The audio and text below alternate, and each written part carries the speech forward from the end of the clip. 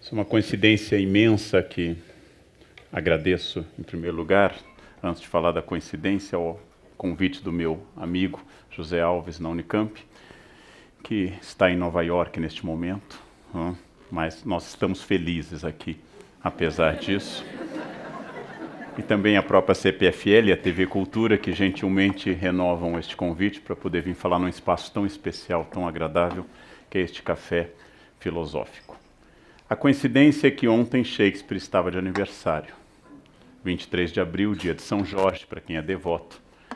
É o aniversário, nós não sabemos exatamente o dia que ele nasceu, na sua certidão de batismo registra 26 de abril, pela prática, 2 ou 3 dias antes. Então, provavelmente ele nasceu no dia de São Jorge, mas morreu no dia 23 de abril também.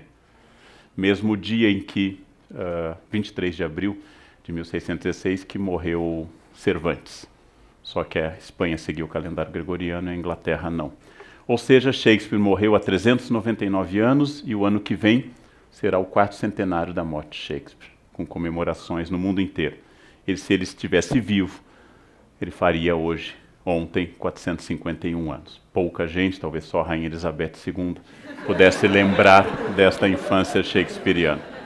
É um homem particularmente misterioso, porque Shakespeare nós temos pouquíssimos documentos. O nome dele aparece pouquíssimas vezes, de tal forma que houve até quem dissesse que Shakespeare não existiu. Tamanha a escassez de documentos sobre sua carreira, sobre os mistérios da sua vida. Foi muito moda no século XIX dizer que Shakespeare nunca existiu, que talvez tenha sido um codinome de Francis Bacon ou de outro intelectual, porque se dizia como um homem que não fez universidade, um homem que nunca saiu da Inglaterra, pudesse escrever sobre a Itália, sobre a Alemanha, sobre a França, sobre a Espanha, sobre a Sicília, com tanta propriedade, sem nunca ter feito uma faculdade. Como um homem podia ser tão original sem nunca ter feito nenhum destes cursos superiores? A minha resposta é exatamente a mesma que a maioria dos amantes de Shakespeare dá. Ele é original porque ele nunca fez uma faculdade. É isto que torna Shakespeare original. Se ele tivesse sido formado pela Universidade do século XVI, Oxford e Cambridge, ele seria um intelectual acadêmico, falante de latim, dominando as línguas clássicas, seria voltado a reuniões de departamento, ele preencheria relatórios CAPES, ele estaria inserido no mundo acadêmico e não produziria nada de útil, de bom ou de significativo para o resto do mundo. Na verdade, é não ser universitário que explica a originalidade shakespeariana. Grande parte dos grandes intelectuais que mudaram o planeta, como Franz Kafka, não passaram pela universidade. Ainda que a universidade seja um grande celeiro também de intelectuais muito produtivos. Há mistérios profundos sobre a vida de Shakespeare, se ele era um criptocatólico ou um anglicano, se era um católico aparente, já que ele fala muito bem da Igreja Católica. Sobre a sua sexualidade, provavelmente ele gostava de homens e de mulheres, e também sobre os anos perdidos em que ele estava, principalmente entre 1582, 90 e outros mistérios variados sobre a sua vida e sobre a sua aposentadoria. Pai de 3 filhos, casado, casou-se com uma esposa já grávida, teve pouco contato com ela depois, ficou quase 20 anos em Londres e voltou e se aposentou. E está enterrado em Stratford, na Inglaterra, onde o ano que vem seu túmulo será alvo de peregrinações. O túmulo dele nunca foi mexido porque tem uma maldição no túmulo. Quem mexer no túmulo está amaldiçoado. Dizem que está sobre o corpo dele a sua 38ª peça inédita. Então há um mistério no ar. A peça que nós vamos tratar hoje é um dos livros mais importantes da nossa tradição literária. É uma peça do modelo de vingança que a gente chama da típica comédia espanhola, apesar da origem dessa peça ser um texto dinamarquês de Saxo Grammatic sobre o príncipe Hamlet. Passa-se na Dinamarca, país que no passado havia invadido a Inglaterra. Passa-se em torno de um príncipe Hamlet que volta dos seus estudos, junto ao seu tio Cláudio, que acaba de casar com sua mãe viúva Gertrudes, celebrando o casamento sobre ainda o espírito da morte do seu pai, também chamado Hamlet. Trata da sua namorada, de uma situação um pouco ambígua, que é Ofélia.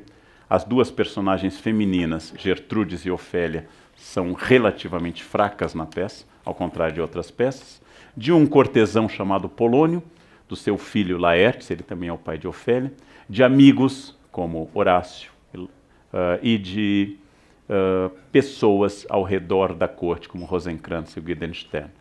A temática clássica de Shakespeare, de toda a tragédia grega, é chamada hybris, o desequilíbrio, ou seja, um acontecimento que detona um período catártico de transformação. É Édipo, de Sófocles, descobrindo que casou-se com a mãe e matou o pai. É Antígona querendo enterrar o irmão. É Medeia descobrindo, isso era terrível na Grécia Antiga, que seu marido a trocou por uma mais nova. Isso acontecia na Grécia Clássica, era um horror absoluto. É isso. E Shakespeare trabalha com o mesmo princípio da tragédia grega. Há uma híbris, um desequilíbrio, um rei foi morto. Há algo estranho nisso, um outro assumiu o poder de forma ilegítima e a ordem tem que ser restaurada. Poder, legitimidade, dever e vingança. A peça trata muito da questão política central em Shakespeare e nós a lemos por um diapasão existencial porque temos outra leitura. A peça Hamlet é uma peça clássica. Do ponto de vista pessoal, é provável, digo a vocês, que seja a peça que eu mais tenha lido a minha vida inteira. Desde que li a primeira vez no ensino médio, fim do século XVIII, até hoje. É provável que pelo menos uma ou duas vezes por ano, e nos últimos anos mais do que isso, como agora reli domingo em função deste encontro, é uma peça que eu devo ter lido mais que qualquer outro livro. Uma peça que eu conheço o texto bastante bem. Uma peça sobre a qual eu já vi, eu cataloguei em casa 11 filmes variados, chamados Hamlet. Desde o clássico do Laurence Olivier ao Hamlet russo. Ou o Hamlet 2000 do Miguel de Almeida. São clássicos que ressignificam o Hamlet, reveem o Hamlet. Há algo a aprender? Vou dar um exemplo pessoal. Há 5 anos exatamente, nesse dia 12 de dezembro deste ano, faleceu meu pai. E a partir do momento que eu perdi meu pai, a orfandade do Hamlet teve outro significado para mim. Pela primeira vez eu senti o que significa a perda de alguém muito próximo, como Hamlet. Pela primeira vez eu senti alguém que tinha partido e que eu nunca mais encontraria, que é o que o Hamlet comenta várias vezes. A perda do meu pai me fez ler o Hamlet com outro olhar. Isso é uma obra clássica. Ela é uma companhia permanente, é uma companhia que não desaparece. É uma companhia para uma vida inteira. É uma companhia que eu posso reler quantas vezes eu quiser e reencontro algo. Isto é a definição de uma obra clássica. Ela sempre me traz algo de novo. A ideia de estar na companhia de um livro, quando o livro é sério e eu quero estudá-lo com uma boa xícara de chá, quando eu quero que o estudo se interrompa mais ou menos no meio, com uma boa taça de vinho. A ideia da companhia de um livro é uma das ideias mais agradáveis que a nossa cultura inventou. Volto a insistir com vocês que alguém que não lê terá uma infância muito solitária, uma juventude solitária e uma velhice muito solitária. Porque a nossa grande companhia são as pessoas, mas elas não estão sempre disponíveis. E os livros como os de Shakespeare fazem a gente viajar de uma forma extraordinária, porque eles unem o alto e o baixo, eles unem o vulgar e o sublime, ao contrário de outras obras. Eles são universais, eles falam da liberdade do ser humano, eles falam da consciência das pessoas, em todas as peças, do grau extremo de consciência das pessoas. Trazem os defeitos de uma época que hoje nós consideramos errados, como a misoginia shakespeariana, a desconfiança dele das mulheres. No Hamlet ele diz, fragilidade, teu nome é mulher. Pode ser traduzido também, Freud, por inconstância, teu nome é mulher. Fala do conservadorismo político, Shakespeare odeia povo, chusma, ralé, mancha verde. Shakespeare gosta de reis, aristocratas. Shakespeare gosta de gente que seja nobre como Hamlet. E o próprio Hamlet se desespera com a morte do pai e é capaz de matar seu quase sogro Polônio sem nenhuma culpa, porque não é de fato alguém de sangue nobre. Fala também do seu antijudaísmo no Mercador de Veneza. Shakespeare, como quase todo mundo do século XVI, tem sentimentos negativos com o judaísmo, apesar de ele nunca ter visto um judeu na vida, porque na Inglaterra eles tinham sido expulsos e só voltariam no século XVII. Shakespeare também tem um defeito estrutural. É um homem fraco para conceber enredos. Das 37 peças, existe um debate sobre uma 38ª, mas vou ficar com o número canônico. Das 37 peças, 154 sonetos, 2 poemas épicos, Shakespeare criou o enredo original apenas de uma. Todas as outras ele adaptou, chupou, copiou. Shakespeare é um homem que copia o enredo e dá a este enredo uma vida enorme. Criou 2.000 palavras na língua inglesa. 2.000 palavras em inglês são atribuídas pela primeira vez localizadas em Shakespeare. E suas frases famosas, como ser ou não ser, são as mais citadas na língua inglesa, tirada do monólogo do Hamlet. A frase da Miranda na Tempestade, sua última grande comédia, O Admirável Mundo Novo, A Brave New World, dá título ao livro do Huxley, é título de uma série de reflexões. Todo mundo é um teatro, da peça As You Like It, como queiras, é uma peça fabulosa com essa frase fabulosa. Um cavalo, meu reino por um cavalo, aparece em Ricardo III, o rei que foi enterrado agora, este ano, que faleceu em 1485.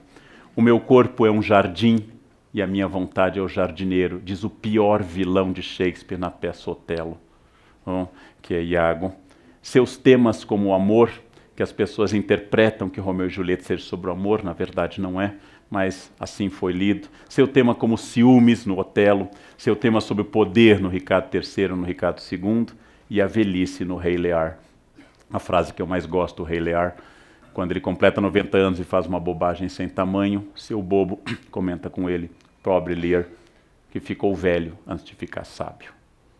Que é a pior coisa que pode acontecer. Já que a velhice é inevitável, a sabedoria é um ganho, porque senão você será apenas um velho bobo. É o que o bobo está dizendo neste caso. Um homem que escreveu na chamada Idade de Ouro da literatura inglesa, a Idade Elizabetana, Elizabeth, a terceira filha sobrevivente de Henrique VIII, a filha de Ana Bolena, que sobe ao trono em 1558 e morre em 1603. Como vocês já viram, mulheres no trono inglês duram muito, né? Absolutamente duradouras. E ele enfrentou bem a transição para a era Stuart, tanto que quando ele representou Hamlet para o rei e sua rainha, que era Ana da Dinamarca, a mulher do rei James VI da Escócia, primeiro da Inglaterra, ele cortou algumas frases do Hamlet, como, por exemplo, que os dinamarqueses eram bêbados, ou outras coisas. Ele cortou porque a rainha era dinamarquesa.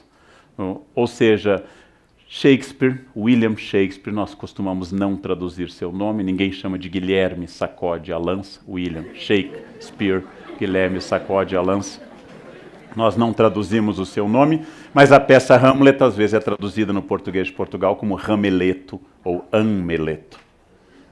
Meu amigo Rodrigo Lacerda lançou um livro sobre Hamlet ou Ameleto. Com tudo isso era para situá-los numa época em que a Inglaterra está se formando como nação. É ainda apenas Inglaterra, não há Reino Unido, não há ainda união com a Escócia, não há união com o país de Gales e com a chamada Irlanda do Norte. É um momento que a Espanha tentou invadir a Inglaterra, a maior potência mundial. Em 1588, a Invencível Armada tentou tomar a Inglaterra e não conseguiu. Este é um momento de exaltação nacionalista, de um público sendo formado, de um teatro diferente deste nosso. Nós temos um palco italiano, ou seja, público e palco. Os ingleses têm o palco elizabetano, o teatro vai com o palco até o meio do público, o público interage, joga coisas nos atores. Por isso que as peças começam com fantasmas, como em Macbeth, ou como no Hamlet, para o público calar a boca. A aparição de um fantasma assusta a plateia e eles ficam em silêncio, estratégia shakespeariana. Começar a peça com uma dança, com um raio, com uma tempestade, como no Macbeth, ou com a aparição de 3 bruxas no Macbeth, ou com uma grande batalha. Então, tudo isso faz parte de um universo que não daria uma aula, mas daria dezenas de aulas sobre Shakespeare. Uma personagem importantíssima na definição do homem moderno, como diz o Bloom. O primeiro grande homem moderno é o príncipe Hamlet. Mas meu foco não é analisar Shakespeare ou seu verso, o famoso pentâmetro iâmbico, mas é analisar especificamente 10 questões tópicas para aquilo que meu amigo José Alves propôs para este módulo, que é os clássicos e o cotidiano. O que tem Hamlet para me dizer hoje, neste mundo de Facebook, neste mundo de internet? O que Hamlet diria ao publicar foto no Instagram? Qual seria a relação do príncipe com este mundo? Qual seria a relação do príncipe com o fundamentalismo em ascensão? O que diria o príncipe Hamlet sobre tudo isso? E eu destaquei 10 perguntas ao príncipe, que eu acho que ele responderá pela minha boca, e talvez não seja fiel a ele, mas ele também entenderia isso. O príncipe Hamlet é o primeiro homem moderno, é o primeiro homem em quem a metafísica não tem poder, apesar da peça envolver 3 aparições de um fantasma. Apesar da peça envolver discursos religiosos, como o enterro de Ofélia ser lícito ou não, sobre o príncipe matar ou não o rei Cláudio, com medo que matando ele vá para o céu já que estava rezando, mas é a primeira vez em que nós estamos diante de um homem que toma decisões a partir de lógicas e estratégias. O príncipe Hamlet é a primeira personagem que vive o príncipe de Maquiavel. É a primeira personagem objetiva. São 2 príncipes, o florentino do início do XVI e o inglês. Vamos datar a peça, segundo a maioria dos autores, por volta de 1600. A crença no poder do eu, da ação e da liberdade. A glória e a tragédia do nosso tempo, a glória e a tragédia do nosso tempo é exclusivamente a nossa crença profunda no eu. E o primeiro ser que proclamou o eu como elemento fundante do mundo, ou seja, que pena que eu tenha que consertar a... Acho que o microfone está indo e voltando. E a primeira coisa que eu tenho que fazer é consertar a Dinamarca, este eu, que depois vai fluir nas redes sociais, sua origem é o príncipe. O príncipe Hamlet diz com certeza que ele é agente da sua história quando ele arranja uma peça dentro da peça, quando ele se finge de louco, quando ele engana as pessoas, quando ele aceita ou diz não às questões. É a primeira vez que o eu é soberano, e essa é a grande luta da modernidade. O antropocentrismo moderno é a frase ambígua do príncipe ao dizer, citando no fundo filósofos gregos, que obra de arte é o homem. Ainda que ele diga logo em seguida que para ele não seja nada. A primeira passo do príncipe para nós é sobre o poder do eu. O poder que o príncipe proclama ao tomar uma decisão clara de não se matar no monólogo Ser ou Não Ser. Há intérpretes que acham que o monólogo não é sobre o suicídio, apesar de ele citar em 2 versos o suicídio. Mas é a primeira vez que alguém diz, eu sou senhor do meu destino. Apesar do Romeu ter dito, eu sou um joguete do destino, e o príncipe ter reclamado que as coisas não saem como ele quer, o príncipe Hamlet, ele é a primeira pessoa no alto teatro contemporâneo, moderno contemporâneo, que afirma o seu eu, como o princípio instaurador da ordem, sem nenhuma metafísica. Ele é a primeira personagem da grande obra canônica a proclamar o fim da redenção pelo amor. Ofélia não é a personagem importante para ele. Ele não se importa em matar o pai da sua ex-namorada, não se importa em matar o irmão da sua já então falecida namorada, e não manifesta uma culpa intensa que ela tenha ficado louca e se suicidado em função do amor por ele. Ele não faz do amor um elemento de redenção, ele não é romântico, ele é um homem moderno. O amor é um instrumento que existe ao redor dele. O amor não é o foco do Hamlet, como não é do Romeu e Julieta. Se as pessoas interpretam que Romeu e Julieta é uma peça sobre o amor, devem lembrar que Romeu começa a peça apaixonado por Rosalind. E vai a uma festa para esquecer Rosalind, e vê Julieta e esquece Rosalind em 1 segundo. E diz que Julieta é a coisa mais linda que ele já viu a vida inteira. E num célebre soneto 4433, ele proclama que ele é um peregrino indo aos lábios da catedral da Santa Julieta. Eles se proclamam amorosos na cena do balcão, na noite de domingo para segunda. Eles se casam na terça-feira, têm a sua primeira relação sexual e única, e morrem na quinta-feira. Se isto é o modelo de amor, um amor que vai de domingo à noite até quinta pela manhã, eu amei intensamente, dezenas de vezes na minha vida. Então, a ideia que nós fazemos de que Romeu e Julieta esteve sobre o amor é a ideia romântica, a ideia do século XIX. A peça é sobre a ordem política, e a personagem central é o príncipe Escalos, que 3 vezes entra em cena para restabelecer a ordem. Porque o Romeu e Julieta nos passa a seguinte lição: sigam o conselho dos pais, porque seguir o coração só dá problema. Se você casar fora do que os pais aconselham, o resultado será tragédia. Porque o amor, nos casos mais intensos, dura 4 dias. E o resto permanece. Ou seja, a peça nos diz, não casem por impulso, não olhem para o coração, porque a paixão é uma infecção temporária. Olhem que o casamento é para sempre, até que a morte os liberte ou separe. Ou seja, Romeu e Julieta fala da ordem, como tudo em Shakespeare. E Hamlet é um príncipe que diz que amou Ofélia. E chega a dizer, quando cai no túmulo lutando com seu irmão, que comeria por ela um crocodilo. Uma das provas de amor mais exóticas de toda a história. Pergunta ao irmão, você a amava como eu? Eu a amava a ponto de comer por ela um crocodilo. Um mistério profundo, uma declaração de amor estranha. Apesar da idade moderna ser por excelência a idade da retórica e da etiqueta, Hamlet é o grande crítico da retórica e da etiqueta. Apesar de Hamlet usar da retórica, Hamlet critica 2 personagens. A primeira é o próprio Polônio, que só fala de forma retórica e nunca se coloca, nunca está presente. Polônio é sempre o homem da cena. Polônio é o homem que diz o que deve ser dito. A própria rainha Gertrude se irrita e pede mais brevidade de Polônio. Polônio que Hamlet mata comparando a um rato.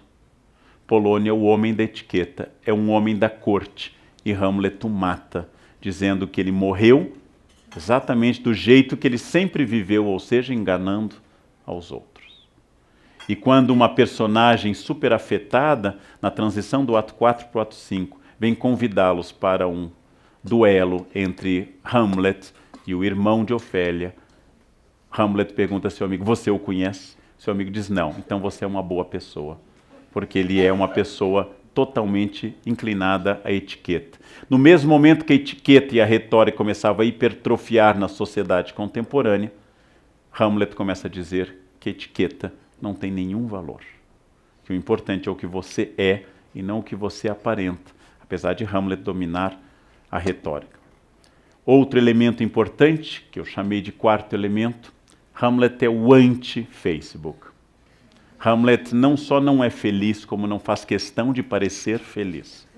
Hamlet nada publica ao estilo almocei, tá sol aqui, e jamais diz kkkk. Hamlet é melancólico. Hamlet se veste preto e anuncia que o preto é a cor que reflete melhor o estado da sua alma. E quando dizem que a sua melancolia é uma doença, porque no 16 a melancolia é um humor, uma bilis que entra nas pessoas, ele diz no ato 2, na cena 2, eu podia ser livre numa casca de noz. Não importa onde eu esteja, o importante é a minha consciência. Hamlet tem uma consciência brutal, e quem tem consciência brutal não sorri o tempo todo, não publica o tempo todo, não bate foto de tudo, e não compartilha cada micromovimento da sua vida medíocre, para que o mundo faça, curtir, e os outros respondam kkkk. Porque essa fascinação contemporânea pelo potássio, o K, ela é obsessiva e estranhíssima. Hamlet não faz questão de esconder que é melancólico. Hamlet não pertence à geração que acha que ser feliz é uma obrigação.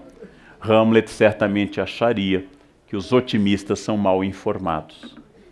Você acha que o ano vai melhorar no 2º semestre? Faltam-lhe informações. Você acha que a partir de agora a economia se acerta? Você está fora da realidade. Hamlet anuncia que, tendo consciência do mundo, é muito difícil a ele viver feliz, apesar de ele cultivar valores como a amizade. E no início da peça, uma ligação evidente com a sua mãe, que vai levar Freud a identificar nele certo complexo de Édipo. Bloom, especialista em Shakespeare, acha um absurdo ler Hamlet à luz de Freud.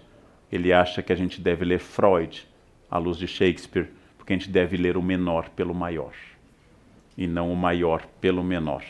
Bloom gosta mais de Shakespeare do que de Freud. Além de ser melancólico, triste, além de ser uma personagem que não tem a necessidade de demonstrar felicidade, ele é uma personagem que trabalha um tema muito clássico, que é a vanitas, ou seja, a vaidade. diz na Bíblia, vaidade das vaidades. Tudo é vaidade. E este é um tema medieval clássico que ressuscita na Idade Moderna.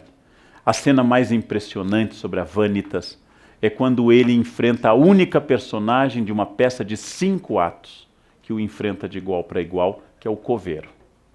É a única personagem que não cede à argumentação dele e faz piadas com ele. Faz uma piada que tinha muito sentido em 1600. Mandaram o jovem príncipe Hamlet para a Inglaterra. E Hamlet pergunta, por quê? Porque enlouqueceu.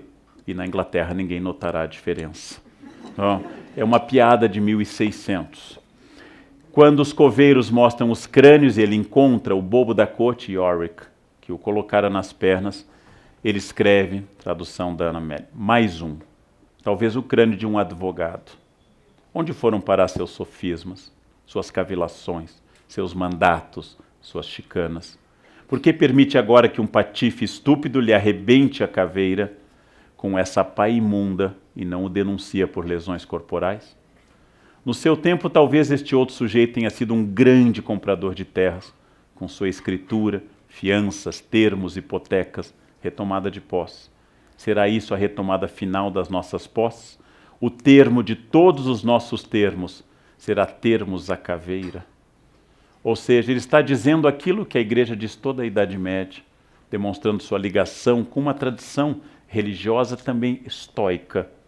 Ao final, se você se hidratar todos os dias, se você passar hidratante diariamente, será um cadáver bem hidratado, porque todos morrerão. Os que tiverem botox, os hidratados, os maquiados, os maracujás de gaveta, todos morrerão. Porque todos que estão nessa sala, é uma coisa que eu custo a revelar a qualquer público, um dia morrerão. Todos que estão nessa sala morrerão. E a Vanitas nos lembra a brevidade da vida. Se a vida é breve, se a vida é passageira, se a vida não tem um sentido imediato, e ele não tem certeza do sentido metafísico de que serve viver. É muito curioso, e eu coloco isso como 6º elemento tirado do Hamlet, que no Hamlet esteja talvez o primeiro núcleo da autoajuda contemporânea. Polônio, o homem vazio, Polônio, o homem da retórica, Polônio, o homem em que ninguém suportava seu jeito empolado. Polônio dá ao filho os conselhos mais sábios, práticos e diretos para a felicidade. Quando Laertes volta para estudar em Paris, Polônio lhe dá os seguintes conselhos que eu vou sintetizar da tradução do Milor Fernandes. Não expressar tudo o que se pensa. Ouvir a todos, mas falar com poucos. Ser amistoso, mas nunca ser vulgar. Valorizar amigos testados, mas não oferecer amizade a cada um que aparecer na sua frente. Evitar qualquer briga, mas se for obrigado a entrar numa, que seus inimigos o temam. Usar roupas de acordo com a sua renda, sem nunca ser extravagante. Não emprestar dinheiro a amigos, para não perder amigos e dinheiro. E por fim, ser fiel a ti mesmo, e jamais serás falso com ninguém. Estes conselhos, absolutamente lógicos, coerentes, é a primeira vez que a sabedoria é sintetizada em alguns versos. E é a primeira vez que alguém diz o princípio que no futuro se transformará na Gênese da autoajuda. Ser fiel a ti, seja fiel a você, e você será fiel a todas as pessoas. Essa é uma ideia muito interessante porque é enunciada pelo homem mais estúpido da peça, que é Polônio. Ou seja, ouça seus conselhos, mas não sigam sua prática. Ofélia tinha acabado de dizer ao irmão algo parecido. Quando o irmão lhe aconselha virtude, ela diz, mas não seja como alguns pastores, que aconselham virtudes aos fiéis, mas seguem outro caminho. Ofélia já havia advertido, porque naquela época terrível, alguns pastores diziam uma coisa na igreja e faziam outra atrás. Era um momento muito difícil, o fim do século XVI. Há um elemento fabuloso dentro do Hamlet que nos remete a um recurso que será muito usado, inclusive em novelas futuras, uma peça dentro da peça. A consciência da realidade, usando uma linguagem técnica, o signo do signo. O mundo do Hamlet passa a ser mais real, porque o mundo da peça é mais irreal. Colocar uma peça dentro da peça, um filme dentro de um filme. Colocar este tipo de representação é algo que reflete uma consciência de dois planos. Um plano que se aproxima mais do real e um plano que pretende ser mais interpretativo. Há uma consciência terrível nele, que é sobre a política. A peça, como tudo em Shakespeare, tem um viés político. A frase mais citada da política shakespeariana é quando o príncipe diz: há algo de podre no reino da Dinamarca. Hamlet sente que a corte está tomada pela corrupção. Hamlet não sabe bem o que fazer. Hamlet não pode se apoiar no tio, não pode se apoiar na mãe, não sente firmeza em Polônio, e são mandados a eles dois amigos, que são, na verdade, alcaguetes, Rosencrantz e o Guildenstern. Hamlet tem que dizer: há algo de podre no reino da Dinamarca. Diz o grande Harold Bloom, dos maiores especialistas em Shakespeare, nos seus 2 livros sobre o Hamlet. Um capítulo do livro Shakespeare e a Invenção do Humano, e outro que é um livro inteiro dedicado ao Hamlet, que é Hamlet, Poema Ilimitado, um trecho citado do Polônio. Diz Harold Bloom: foi a consciência que o envelheceu, a consciência catastrófica da mazela espiritual que assola o mundo, que ele internalizou e que não quer ser chamado a curar, tão somente porque a verdadeira causa de sua versatilidade é o impulso rumo à liberdade. Faz séculos, os críticos concordam que o maior apelo do Hamlet é o paradoxo. Nenhum outro personagem da alta tragédia parece tão livre, mas o mal de Elsinore é o mal de todo tempo e lugar. Todo estado tem algo de podre, e os que têm sensibilidade semelhante à de Hamlet, cedo ou tarde vão se rebelar. Há uma categoria de pessoas, dando um conselho político hamletiano, que são as pessoas felizes. Essas pessoas felizes no Brasil seriam aquelas que acreditam profundamente, muitas pessoas acreditam, que a corrupção está a cargo de um partido. As pessoas que acham que a corrupção está a cargo de um partido e que bastaria tirar esse partido do poder para que o reino da justiça e da igualdade se instalasse no país, são pessoas muito felizes. São pessoas que substituíram cultos como do Papai Noel e do Coelhinho pelo culto da corrupção isolada. E quando eu digo isso, eu não estou dizendo que um ou outro partido não sejam notáveis pela corrupção. Eu estou dizendo aquilo que eu venho dizendo seguidas vezes em muitas manifestações, na televisão ou em textos, que a corrupção que Hamlet nota começa no leito da sua mãe na Dinamarca. A microfísica do poder. A corrupção começa a andar pelo acostamento. A corrupção começa no recibo de dentista comprado para entregar um imposto de renda. A corrupção continua no atestado médico falso entregue pelo pai para justificar o filho, que apenas vagabundeou para a prova. A corrupção continua com o colega, que na aula de ética política em filosofia assina a lista pelo colega, estudando Spinoza e a sua ética. A corrupção continua em todos os lugares, e apenas numa ponta do iceberg, como o último elemento da corrupção, ela chega a um partido, a um governo e a um poder. Se a corrupção fosse de um grupo, eu seria uma pessoa profundamente feliz. Rejeitaria Hamlet, adotaria Paulo Coelho. Seria uma pessoa absolutamente tranquila, porque a partir deste momento eu teria consciência que, eliminando aquelas pessoas que são do mal, eu estaria livre. Hamlet, na sua consciência, vai percebendo que o mal vai por todos os lados, inclusive nele. E a consciência, como ele diz no seu mais famoso monólogo, Hamlet é responsável por quase metade das falas da peça. No seu mais famoso monólogo, ele vai dizer: a consciência nos torna covardes. Porque quanto mais eu envelheço, e Hamlet envelhece muito nos atos finais, é um dos mistérios da peça, Hamlet dá um salto cronológico. Quanto mais eu envelheço, mais eu tenho medo.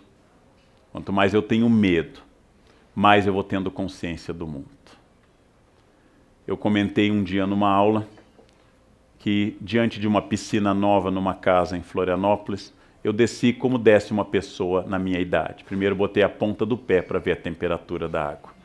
Depois, segurando na escada com uma firmeza notável, fui afundando aos poucos, sem saber a profundidade da piscina, ou se eu passaria mal, ou se eu poderia estar. E finalmente, aos pouquinhos e molhando, o Chile, os Países Baixos, as áreas europeias, eu fui afundando na piscina. Meu sobrinho de 18 anos se atirou na piscina. Ele tem 18, eu tenho 52. A consciência nos torna covardes. Eu jamais vou hoje a qualquer lugar sem reserva de hotel, planilha Excel, com tudo anotado. Eu não saio sem remédio, just in case, para isso ou para aquilo. Levo guarda-chuva, casaco, lenço. E se precisar, um papel higiênico escondido na maleta, porque pode ser que não tenha. Jovens nunca saem de guarda-chuva à rua, jamais. Guarda-chuva é sinal de idade, sempre. Jovens jamais acreditam que vai chover sobre eles. E se chover, eles se esconderão da chuva. E eu acredito que sempre choverá sobre mim. Naquele momento, a consciência nos torna covardes. Eu levo óculos extra, eu levo guarda-chuvas, eu levo casacos. Quanto mais eu envelheço, maior fica a necessaire dos remédios em particular. O que significa isso? Eu percebo que a vida tem riscos e que a ignorância é uma bênção.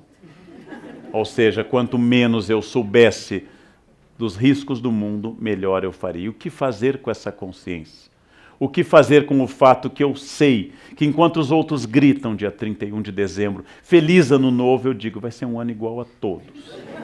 Só que mais velho e um ano mais próximo da morte. E como dizer isso sem estragar a festa dos outros, né? Enquanto eles cantam este ano, quero paz no meu coração, quem quiser ser um amigo que me dê a mão. E eu penso, cada vez terei menos amigos, porque eles estão morrendo ou se afastando. Porque a ignorância é uma bênção.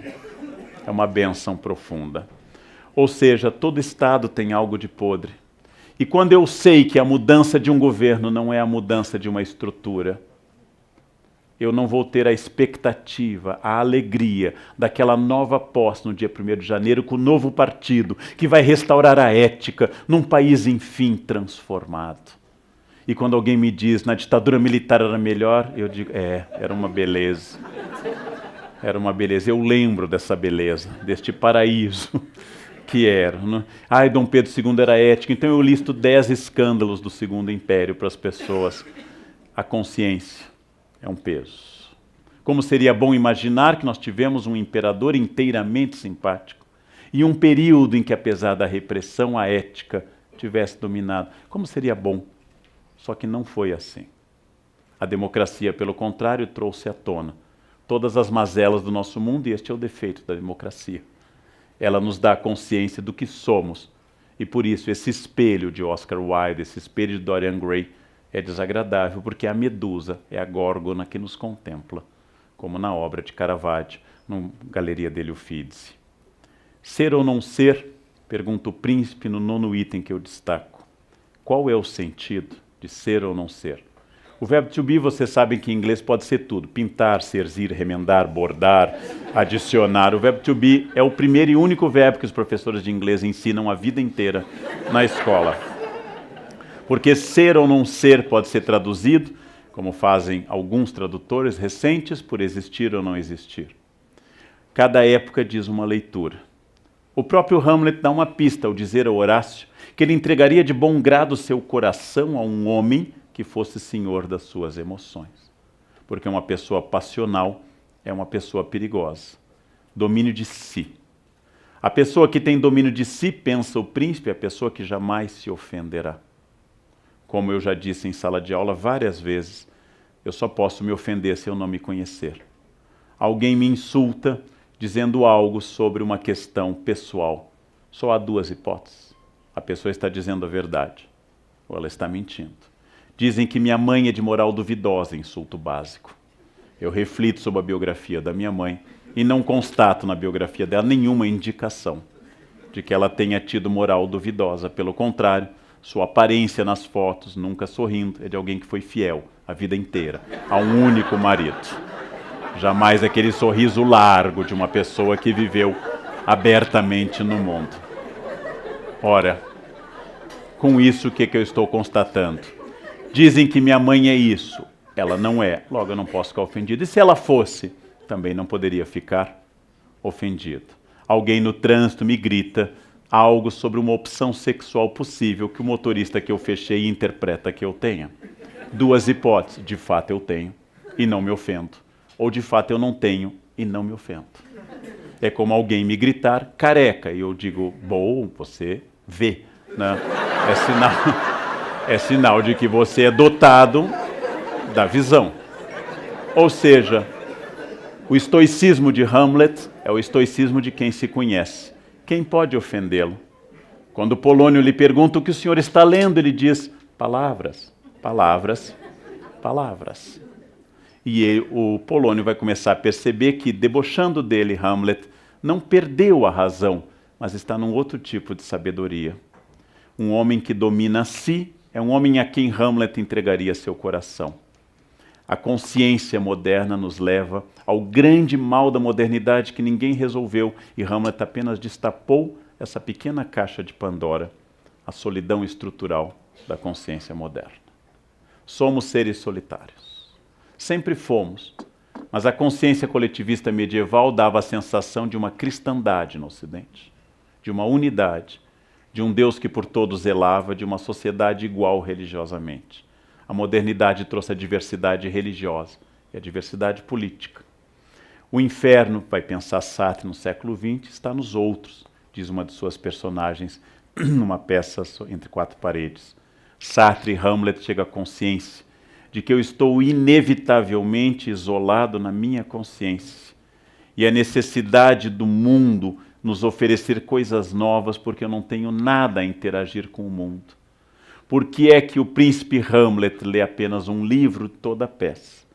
E por que que nós temos que ver Velozes e Furiosos 75, Velozes e Furiosos 86? Porque na verdade eu não vi nenhum. E não tendo visto nenhum, eu preciso que eles se repitam. Como eu não tenho de fato amigos, eu tenho 3.000 no Face.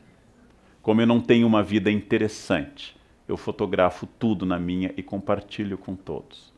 A minha solidão se insinua de tal forma, ela é tão estrutural, que eu tenho que fazer com que os outros me digam aquilo que eu desconfio, que a minha vida é uma vida que vale a pena ser vivida, através da observação dos outros. Isso não é sinal de um narciso exatamente fraco, mas é sinal de um narciso cada vez mais isolado em si, sem comunicação com o mundo, sem ouvir mais a ninguém. Já comentei aqui nesse espaço da CPFL que é obsessivo o nosso tipo de conversa. Qualquer informação que os senhores derem será respondida com a informação de outra pessoa. Eu, Leandro, sou de Aquário. Ah, eu sou de Gêmeos. Meu ascendente é Aquário, o meu é Câncer. Ninguém ouve ninguém. A solidão individual a 2 ou a 3 é a norma de todas as pessoas. E celebramos essa variedade de coisas porque exatamente nós temos cada vez mais dificuldade em estabelecer algo significativo e orgânico. O príncipe se sente mal na corte de Elsinore porque ninguém em Elsinore lhe diz a verdade. Todos em Elsinore dizem a personagem: Polônio, seu tio Cláudio, sua mãe, sua ex-namorada, seus falsos amigos Rosencrantz e Guildenstern. Todos dizem o que deve ser dito. Todos dizem o que é usual e ninguém está presente naquilo que fala. O príncipe é extraordinariamente consciente. E sendo consciente, o príncipe vai pensar seguidamente: mas o que eu faço de fato com a minha vida? E como viver uma vida que seja orgânica, se todos os valores estão esgarçados? Depois de falar por milhares e milhares de palavras, quando ele morre longamente numa cena trágica, morrem 8 pessoas na peça Hamlet, e o Hamlet é o último a falecer nos braços do amigo, Hamlet diz a sua última frase: o resto é silêncio. Porque depois dele ter dito tudo que é possível dizer, Hamlet não precisa dizer mais nada, porque agora o resto é silêncio. O que Hamlet parece dialogar conosco é que se as dores que nós inventamos, dores financeiras, dores físicas, dores de problemas familiares, fossem o disfarce de uma grande dor maior. A dor que nós não conseguimos nominar. Por isso estabelecemos dores laterais. Por isso estabelecemos que que eu esteja bem ou não naquele dia. Hamlet diz exatamente que esta dor nasce do fato de que todos naquela peça, em quase 4.500 versos, estão dizendo a ele o que ele deve ou não deve ouvir, e não exatamente o que as coisas são. Hamlet objetivamente está olhando para o mundo e dizendo: quando é que haverá alguém que vai me dizer o que as coisas são? Quando alguém parará de dizer o que deve ser? Quando alguém parará de colocar fantasias? De beber muito, ele reclama da bebedeira da corte. De disfarçar sua dor. Quando alguém começará a estar presente naquilo que fala? Quando as pessoas começarão a ser e deixarão de não ser? Esta é uma pergunta muito dura de ser respondida. E como ela é muito dura, a maior parte de nós prefere não respondê-la. Como nós falamos muito, é provável que nós falemos muito, e todo instante, ao celular, no WhatsApp, porque nós não temos mais nada a dizer. E não tendo nada a dizer, eu preencho esse vazio insuportável com falas constantes. Hamlet nos convida a olhar, essa é uma cena que não está prevista na peça, mas assim foi interpretada desde o século XVII, a olhar para uma caveira. Quando ele faz o seu monólogo olhando para uma caveira. E perguntar decididamente, diante da morte inevitável, quem é que eu sou de verdade, quando os outros que eu acho, que me julgam pelo que eu devo ser, tiverem desaparecido. Por que é que eu não vivo desse jeito? Meu pai e minha mãe, Sartre chamaria má fé, Hamlet chamaria apenas Polônio, ou seja, a encenação, a etiqueta. Não, eu não posso fazer isso, o que minha família diria? Muito ou nada, mas igualmente irrelevante. Se a família apoiar ou criticar, você continuará sozinho. Mas como eu prefiro, ao invés de enfrentar a solidão da minha decisão, eu prefiro dizer que é uma opção por causa da minha família, dos meus filhos, meus vizinhos ou da minha fé, eu prefiro sentir-me vigiado do que me sentir sozinho. Eu prefiro me sentir protegido pela crítica do que largado pela indiferença. Esta é a pergunta central do Hamlet. O que eu responderia se nada fosse relevante a não ser a minha decisão e nada garantisse que essa decisão fosse correta? Quem eu seria se eu estivesse absolutamente só no mundo? Resposta do príncipe: você está só no mundo. Até porque sua vida será sempre solitária, com outros solitários ao seu redor, dando opiniões sobre eles, e você interagindo, dando opinião sobre si. E dizendo que você não toma essa decisão porque o outro é o obstáculo. Sartre, de novo, chamaria má fé. Eu estava lendo, relendo e refletindo sobre o que eu diria sobre esses itens, sobre o Hamlet, quando eu tive a oportunidade de ver tardiamente, não vi quando estreou, o filme Relatos Selvagens, do Zifron, argentino, de 2014. Filme brilhante, filme que eu recomendo a todos os senhores. 6 episódios curtos de vingança como Hamlet. 6 episódios em que 6 animais, enunciados nos créditos iniciais do filme, vão aparecer em 6 personagens. 6 episódios em que alguém decide. Por exemplo, no primeiro episódio, eu vou contar o filme. Quem não quiser ouvir, tape os ouvidos. Quem não viu, morra. Eu vou contar igual. No primeiro episódio, descobre-se que alguém reuniu num único avião todos os seus inimigos e decidiu jogar esse avião contra um casal que são seus pais, que só descobrimos nos créditos do filme que eram seus pais. Como seria interessante pegar um avião, juntar quem fez bullying comigo, vizinhos, alguns parentes, ex-maridos, ex-mulheres, ex-noivos, ex-noivas, gente que esteve comigo, gente que se recusou a estar comigo, alunos, eventualmente, um ou outro. Naturalmente nenhum meu, eu não colocaria nenhum. Né? Pessoas do meu mundo, uma ou outra síndica da minha existência. Se eu pudesse colocá-los num avião e jogá-los, o que diria Hamlet, relido à luz da nossa consciência contemporânea? Pobre homem que acha que o problema do mundo está nos outros. Pobre homem que nessa vingança achou que ele era mal amado porque os outros eram incompreensíveis e jamais olhou para a sua própria caveira e perguntou: será que eles não tinham razão e que eu não era uma pessoa medíocre?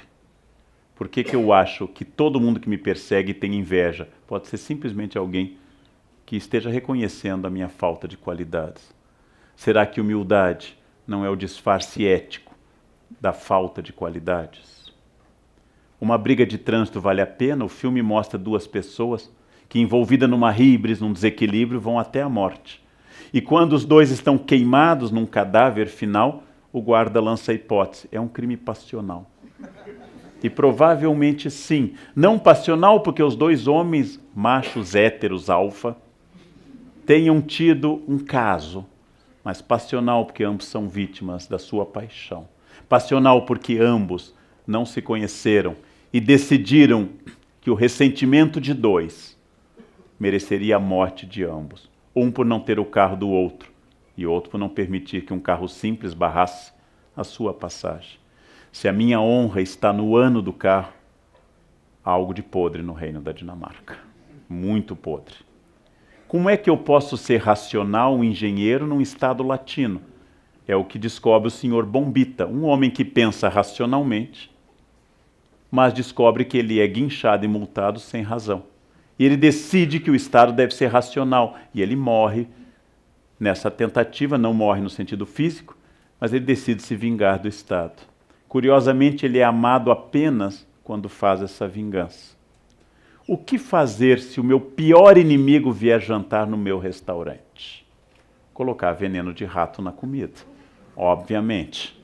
E matar o filho dele também, o mal é hereditário. Tem que ser punido igualmente. Como é que eu livro um filho que se meteu numa grande enrascada ao atropelar uma grávida? Pagando a todos os envolvidos e tratando daquilo que Marx previa no 19, transformar todas as relações em mercadoria, já que todos são corruptos: o filho, a mãe, o pai, o advogado corrupto, um pleonasmo, e todo o resto envolvido. E o episódio mais longo e mais instigante: a noiva que está feliz casando no seu melhor dia da vida e descobre, coisa terrível, o filme é na Argentina, obviamente, não é no Brasil, que seu noivo a traiu e convidou a mulher com quem ele atraiu para o casamento. Horrível isso, né? É ficção, isso é ficção cinematográfica. Muito curiosamente, a noiva decide se vingar, basicamente, giving. Não? Basicamente, ela decide se vingar saindo com o cozinheiro. Depois passa a agredir a concorrente ao jogá-la num espelho e quebrar sobre ela. E por fim, os dois se enfrentam quase a ponto da morte e finalmente descobrem, um no outro, que naquela violência do traidor e da assassina, agora adúltera, um respeita o outro e enfim eles descobrem o amor. Estranhíssimo, absolutamente natural. Até então eles tinham descoberto o noivado, e a data do casamento, e o vestido, e o pastrame quente citado no filme. Eles tinham descoberto a música do casamento, eles só não tinham olhado um para o outro. E ao se olharem em meio à situação de destruição da humanidade, ao se olharem no fundo do poço da agressão, os dois acabam constatando que se amam porque um animal olhou para o outro e se reconheceu como parte da manada. Um parou de idealizar o outro e pela primeira vez sujos de sangue e quase mortos, eles descobrem que se amam, como o senhor Bombita só é respeitado na prisão e como os dois homens do trânsito só se encontram e se amam quando se matam e na morte. Hamlet diria: às vezes é preciso matar 8 pessoas para que a corte da Dinamarca se veja. Às vezes é preciso apenas tentar matar o marido para que ele descubra que eu o amo. Isso não é uma indicação pessoal, gente. Quero deixar claro que isso é uma análise literária. O que fazer diante da consciência? Hamlet percorreu 5 atos. Hamlet percorreu 5 grandes atos, na maior peça em tamanho de Shakespeare, para testar a amizade com Marcelo, para testar a falsa amizade de Rosencrantz, para descobrir que sua mãe cedeu apenas à sua sensualidade, para descobrir que seu pai quer vingança, e para chegar ao ponto em que, tendo matado Polônio, tendo matado Cláudio, tendo se envolvido numa trama que levará à morte de sua mãe, que levou ao suicídio de Ofélia, que matou o irmão de Ofélia, e que ele próprio acabou sendo ferido pela espada envenenada, em que ele passou por toda a provação, e ele está pronto agora para olhar as coisas com objetividade. Como a peça segue regras retóricas, como todas as grandes tragédias, a personagem deve se mutilar ou morrer ao final. Ou ela deve matar, ou ser morta, ou se mutilar. Édipo arranca os olhos. Ifigênia, Ismália, todas as personagens trágicas, da Grécia até Amor de Perdição, de Camilo Castelo Branco para Sófocles atrás, todas as grandes peças, nós temos que purgar, temos que chegar à catarse. E Hamlet nos oferece um caminho um pouco distinto. Não é necessário que você mate 8 pessoas e a si, ou 7 e a si, para que você atinja a sua consciência. É necessário que pela primeira vez na vida, diz o Hamlet em longos monólogos, você consiga dizer apenas o que as coisas são. E para isso Hamlet teve que se fingir de louco. Me disse um psiquiatra no Rio de Janeiro, num congresso, e quando ele era diretor da Pinel na década de 70, todos os esquizofrênicos e outros abalados andavam pelo pátio da Pinel fazendo isso. Andando para lá e para cá, falando num telefone imaginário. E ele descobriu que com a invenção do celular todos andam assim, que os esquizofrênicos apenas eram visionários do que seria neste momento. Diz ele também que todos os com síndrome persecutória viam câmeras filmando de todos os lados. E hoje nós estamos sendo filmados de todos os lados. Os loucos foram apenas faróis da raça, pessoas que intuíram o que aconteceria. Porque, como escreveu Erasmo no Elogio da Loucura, às vezes é preciso ser louco para dizer o óbvio. Às vezes é preciso ser louco para dizer que todos os problemas que nos são mostrados na televisão são problemas falsos, para que nós não vejamos os reais. Que todas as fotos que são exibidas nas revistas são enganos de consciência, para que eu não veja o que eu não quero ver, o rosto da Medusa. Que todas as festas são um barulho alto para impedir que eu expresse a melancolia densa e profunda da minha existência. E que quanto mais eu fotografar e passar adiante, comunicar, e quanto mais eu escrever potássio, potássio, potássio, é maior sinal que eu estou triste, triste, triste. Porque eu estou precisando que o mundo inteiro curta a vida que eu não estou curtindo. Que o mundo inteiro me diga como é legal a vida que eu próprio estou achando insuportável. E se muitas pessoas me disserem isso, eu consigo evitar que o resto seja silêncio. Eu consigo evitar a solidão.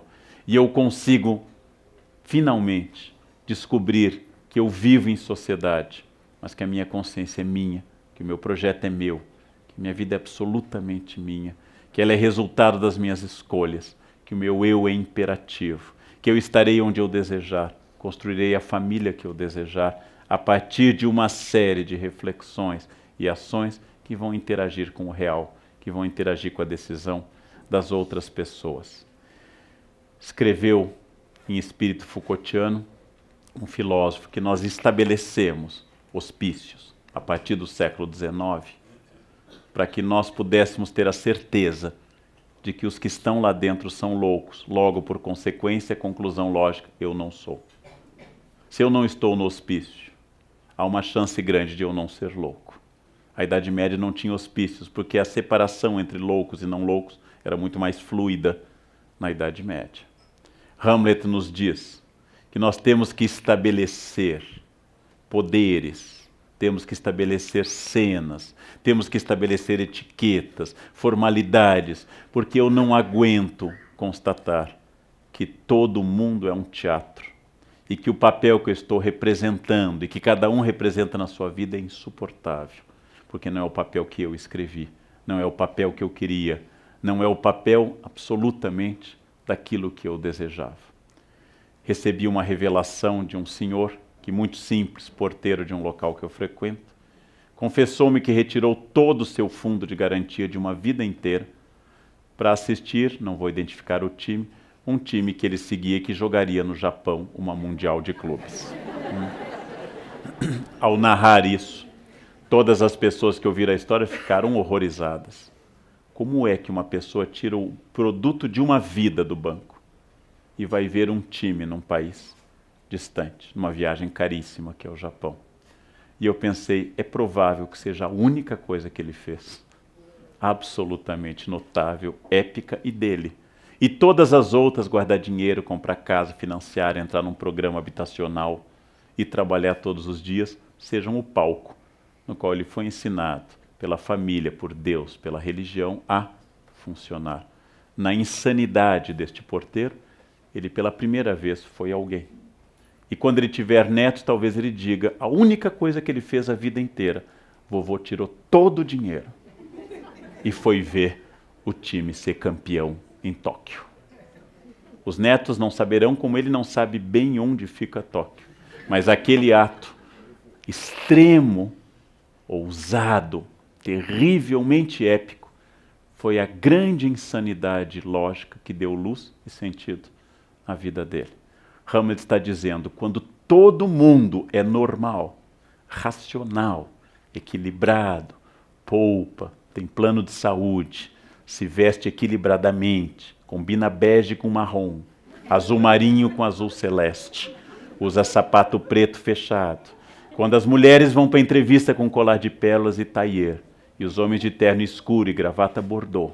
Quando todos dizem que querem contribuir para a empresa e querem dar tudo de si a nível de pessoa humana enquanto gente, para que essa empresa cresça. Quando todos publicam que são felizes, quando todos dizem sem cessar, esta é minha vida e minha vida é legal, porque eu estou viajando, porque eu estou comendo este prato, vejam. Quando todos dizem a mesma coisa, eu preciso dizer que ser louco é a única possibilidade de ser sadio neste mundo doente. Quando todos dizem isso, eu tenho que ser o louco da corte, porque o louco da corte vai dizer, no final, que ele é o único que tem alguma luz de raciocínio e alguma luz de felicidade, mesmo morrendo. E é por isso que seu amigo diz ao final o melhor elogio diante do cadáver e um pouco antes da entrada do rei que restaurará a ordem na corte. Diz, bons sonhos, doce príncipe. Se tivesseis reinado, seríeis um grande rei. Hamlet não reinou, porque Hamlet chegou a um ponto tão grande de consciência e de sabedoria que Hamlet não precisou pegar a coroa para ser príncipe e senhor da sua vida. Hamlet foi o primeiro homem livre, autônomo, como diz Bloom, o primeiro homem moderno. E ele nos desafia permanentemente. Eu tive que matar toda a corte e morrer para chegar a isso. Que preço? Cada um de nós, eu em primeiro lugar, e todos vocês estão dispostos a pagar pela consciência de se tornar quem você é. Hamlet pagou um preço altíssimo. É um risco e um desafio. E um risco tão grande que é compreensível porque a maioria não queira dar este passo. Porque ser normal neste mundo é ser louco. E ser enquadrado neste mundo é, em primeiro lugar, ser alguém que serve para o palco alheio, para a peça escrita pelos outros, para o roteiro definido por terceiros, e ao final, como a morte é solitária, sem a palma de ninguém, apenas com uma biografia vazia e absolutamente infeliz. Hamlet morreu como um doce príncipe, tendo purgado do mundo todos que viveram papéis distintos. Um preço alto, épico, teatral e retórico. Nós podemos aprender com o príncipe a capacidade de viver numa casca de nós e descobrir que a felicidade, que a busca da consciência, que a crítica social, que a ação política, que o engajamento não dependem nem do lugar, nem da hora, nem do momento, mas apenas e exclusivamente daquilo que eu decida para aquela casca de nós onde ele encontra todo o universo. Todo o universo está contido na minha consciência, porque é a única coisa que eu tenho. eu sozinho, lendo um livro, ou eu trocando ideias como eu troco essa noite com os senhores, é um momento em que as nossas consciências se questionam, avançam. E eu posso dizer, muito longe do espírito da autoajuda que diz, aceite-se e você será feliz. É muito mais grave do que isso. É tente descobrir vagamente quem você é. Não? Então você não será feliz, mas sua consciência vai pelo menos fazer com que você não seja falso, vazio e comum. E que você pare de postar felicidade falsa, que não convence a mais ninguém há muito tempo, nem a você mesmo. Por isso que você passa cada vez mais horas postando ao celular, porque a dose da droga tem que aumentar à medida que o corpo resiste a ela. Hamlet está nos dizendo, digam ao celular, digam ao computador, digam ao emprego, digam à roupa, digam à família, digam à academia, digam a tudo, pelo menos uma vez na vida, quem é que manda? Porque até o momento são eles que mandam. Hamlet está dizendo, comece a fazer algo, porque se você não fizer, em breve o resto será silêncio. E esta é a lição do príncipe. E cada vez que eu leio o príncipe, eu me envergonho de ser muito menos do que a consciência dele é. Eu me envergonho de ainda ser tão social, tão enquadrado. Eu me envergonho de várias coisas e me alegro que aqui, na minha contradição, na minha hipocrisia, na minha absoluta mediocridade, eu consigo olhar para o príncipe e dizer, eu gostaria de um dia, ao envelhecer, pelo menos tentar ficar sábio. Ou seja, seguir o conselho do rei Lear e não seguir a paixão com que Otelo matou Desdémona, com que Macbeth matou seu rei, com que Romeu e Julieta se mataram sem querer e com que o Hamlet matou querendo, praticamente, todo mundo e ainda se orgulhando de que ele tinha atingido na morte a consciência final. E era isso que eu queria trazer do bom príncipe Hamlet para a nossa noite. O resto é silêncio. Muito obrigado, gente, pela atenção. Obrigado.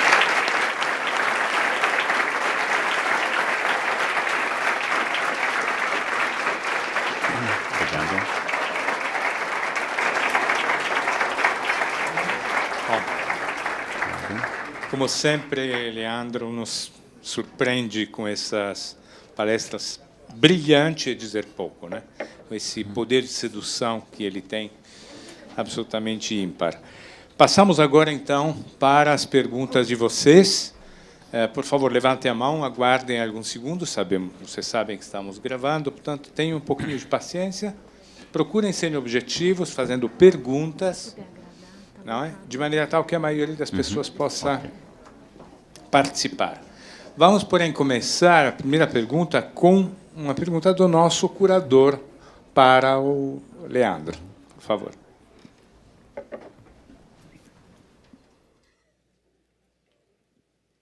Boa noite, Leandro. Eu gostaria de agradecer a sua participação no ciclo do Café Filosófico. E a minha pergunta, a partir da sua exposição brilhante sobre Hamlet, é o que Hamlet poderia dizer sobre a política brasileira nos dias atuais? Diz isso e vai para Nova York, né?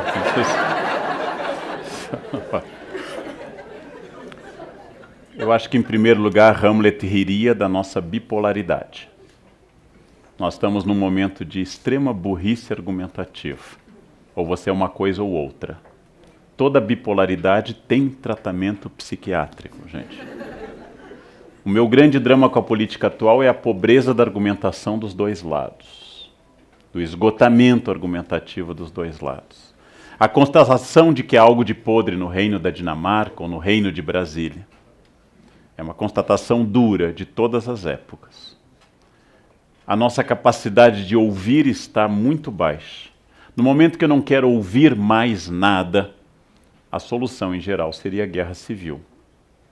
Quando eu não quero ouvir o que o outro lado quer dizer, a Espanha disse isso em 1936. Então nós vamos dividir o país ao custo de talvez 1 milhão de mortos. A guerra civil é o encerramento do diálogo. Nós somos uma sociedade complexa e variada, somos uma sociedade com várias virtudes e vários defeitos, e a primeira condição seria ouvir.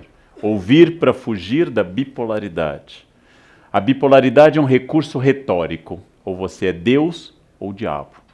Ou você é o bem ou o mal. Ou é Corinthians ou é Palmeiras. Ou é Petralha ou é Coxinha. Essa bipolaridade, a esperança que eu passo a vocês é que ela é tratável. Há medicação para isso.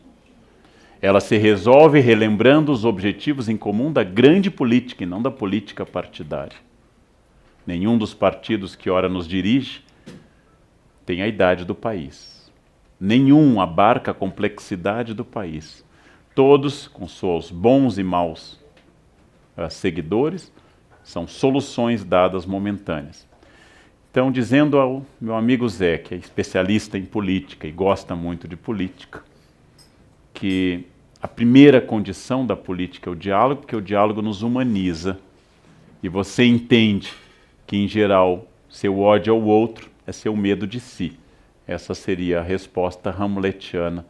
E a capacidade de exorcizar o seu mal para um segundo ou terceiro. Olhar a Medusa sem virar pedra, a solução de Perseu com o escudo polido, é a grande solução. Ou seja, para um minuto para escutar. E não apenas recusar a isso. E acima de tudo, sem inventar que no passado tudo era melhor. Isto é uma fixação bastante problemática sobre o passado. Bom, o passado era diferente, com várias coisas melhores e outras piores. Mas as pessoas inventam o passado, que, como lembra Agostinho nas Confissões, só temos o presente contínuo. E eu invento à vontade sobre a memória do passado. Então, respondendo agora conclusivamente, a política brasileira precisa, urgentemente, que as pessoas conversem entre si e que decidam depois o que fazer. E parem de demonizar o que é diferente. E parem de achar que a qualidade é um fenômeno isolado num único estado e que o resto é dominado pela podridão. Isto é fantasia e psicose. Bem, outra questão? Por favor.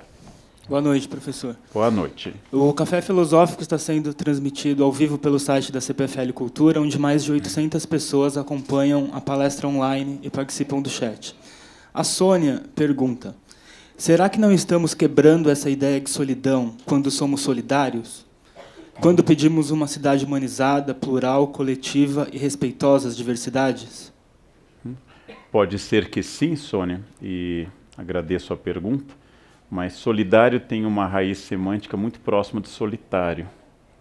E é importante pensar que eu posso querer o respeito à diversidade como um gesto político que eu apoio inteiramente, ou eu posso querer o respeito à diversidade para que eu possa existir sem ser incomodado. Então, constituir guetos de identidade pode ser um gesto de respeito e pode ser um gesto de isolamento. Nada é em si, ou, como diz o Shakespeare, assim o é, se lhe parece. Então é preciso pensar que solidariedade é um gesto político de cidadania. É muito interessante eu pensar, é muito interessante eu debater. A Sônia nos assistiu pela internet. Aqui embaixo nós temos um auditório lotado de pessoas assistindo, que são, como disse Jesus a Tomé, pessoas que acreditaram sem ver. Então vai o nosso elogio àqueles que não viram, porém creram. Nossa crítica de Jesus à postura do apóstolo Tomé. Então, eu gosto muito da ideia de cidadania, da solidariedade. Gosto muito dessa ideia.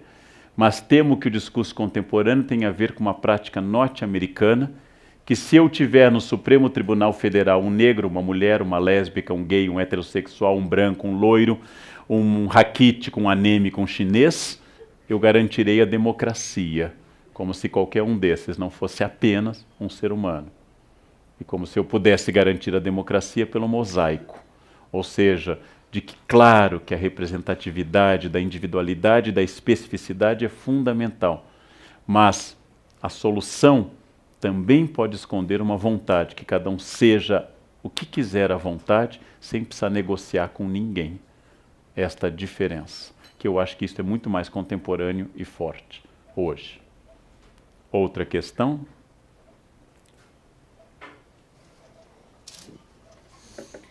Aqui ainda sobre a questão da internet, tem uma pessoa que, infelizmente, não se identificou, mas ela pergunta se as redes sociais potencializam o poder do eu. Uhum. Algumas pessoas apelidaram o Facebook de a revista Caras do Povo Não Famoso, porque o sonho de todas, segundo ele, é fazer sucesso algum dia. O que você pode falar sobre isso? Acho que é uma versão otimista essa, porque pressupõe que esteja na cara seja famoso ou importante, em primeiro lugar. Eu podia chamar a cara do Facebook dos wannabe famosos, né? Na verdade é uma injustiça com a fama e com a caras, né? Nos dois casos. Eu acredito que nós estamos gritando desesperadamente para sermos observados. Eu acredito que nós nos sentimos muito solitários. Eu acredito que potencializamos o eu, mas atomizamos, se preferirem a metáfora física, ou capilarizamos, se preferirem a metáfora biológica. Nós temos desde a invenção da imprensa, século XV, na Alemanha, a invenção da grande imprensa de jornalismo, século XIX para o XX, a televisão no século XX e o rádio no século XX, nós temos um crescimento gigantesco da capacidade de comunicação com o grande público. Ainda estamos lidando com estes fatos, mas sem sombra de dúvida, as pessoas estão dando opinião sobre tudo e esse é um bom exercício. A minha pergunta é se alguém está ouvindo a opinião alheia, se alguém está lendo a dos outros. Se eu tiver 35 grupos de WhatsApp, família, amigos, emprego, festa, etc. Se eu tiver 3 contas de Instagram, se eu tiver 4 perfis no Face, inclusive um fake para sacanagem, se eu tiver tudo isso, quem que eu estou lendo de fato, se todo o meu tempo é consumido pela atualização dessas questões? Eu, como pessoa mais velha, assisti ao nascimento do celular, assisti ao nascimento do computador pessoal, vi tocar o primeiro celular em sala de aula. Os jovens não sabem disso, mas não havia celular antes. Eu sei que essa ideia é uma ideia muito extraordinária. E como me dizem algumas alunas, não posso desligar, professor, eu tenho filhos. Como será que nossas mães nos criaram sem o celular? Ou seja, minha preocupação não é com a tecnologia. Eu uso o celular e gosto muito, e ele é muito útil, ele resolve muitas coisas para mim. A minha preocupação não é tirar ou reforçar o celular. Isso é secundário, isso é uma pergunta secundária. A minha preocupação é quem sou eu que preciso estar presente com tantas personagens, em tantos espaços, para que tanta gente me veja. Quando eu falo, às vezes, na televisão, e essa televisão tem interação via redes sociais, eu tenho a sensação que ninguém escuta. Eu tenho a sensação que muitos telespectadores estão casados comigo, não me escutam e não temos sexo. Ou seja, é um casamento absoluto. Eu tenho a sensação que cada um emite a sua opinião imediatamente quando identifica que eu disse alguma coisa. E graças a isso, ficam mandando mensagens. A participação é muito boa. E quando eu escuto e interajo, ela é fundamental. Nós temos a chance de uma virada, vou usar uma palavra mais difícil, epistemológica no século XXI, em que o conhecimento atingiu um novo patamar de validação. Temos a chance, mas isso ainda não ocorreu. Nós não estamos mais brilhantes ou mais produtivos do que há 30 anos. Apenas estamos incrivelmente mais ocupados com o mundo virtual. Eu saí com uma profissional de arquitetura que fazia um trabalho para mim e ela sentou comigo para jantar e discutir um problema de reforma e ela atendeu o celular. Eu fiquei esperando, certamente era algo grave. Continuamos a conversar, ela atendeu novamente. Eu esperei, certamente era algo gravíssimo que impedia a nossa reunião. Na terceira vez tocou o celular dela, era eu ligando para ela e dizendo a ela: já que você prefere pelo celular, vamos ter nossa reunião assim. E tivemos, e foi uma reunião produtiva. E o celular dela não tocou mais, porque nós tivemos. É uma questão de escolha. Me preocupa que a realidade virtual se sobreponha à realidade real. Me preocupa isso, mas é provável uma preocupação de idade, não seja uma preocupação de crianças ou jovens, que isto vá passar. Me preocupa que realmente a fala reflexiva, que é o tom da fala do Hamlet, tenha desaparecido e a fala informativa esteja dominando. Como diz num filme sobre a dificuldade de Shakespeare, o problema de Shakespeare é que ele nunca diz vai dali para lá. Shakespeare diz, toma das asas de Mercúrio e passa deste ponto àquele outro onde o sol se põe. As metáforas, as interpolações, os adjuntos, os apostos, os vocativos shakespearianos tornam complicada a frase reflexiva, porque a frase reflexiva pressupõe pensar no que eu estou dizendo. E quando eu penso no que eu estou dizendo, curiosamente, eu digo menos, porque é muito mais significativo. Quando eu não penso no que eu estou dizendo, eu digo mais coisas, porque elas perderam o sabor e se tornam como num quilo. Apesar do restaurante por quilo ser uma maravilha, que reduziu todos os alimentos ao mesmo sabor. O chuchu, a vitela, o purê, o milho, a alface, todos têm o mesmo gosto. E se não tem as 11 quando são colocadas as 3, certamente tem o mesmo sabor, as pessoas põem um pouco de cada, como se fizesse qualquer diferença. O frango, o peixe ou a carne, e escolhem a ervilha, como quem escolhe pérolas, uma por uma, e colocam delicadamente no seu prato. E eu fico pensando, é tão sem graça essa comida, que eu tenho que ter muito cuidado ao comer, para me sentir comendo alguma coisa.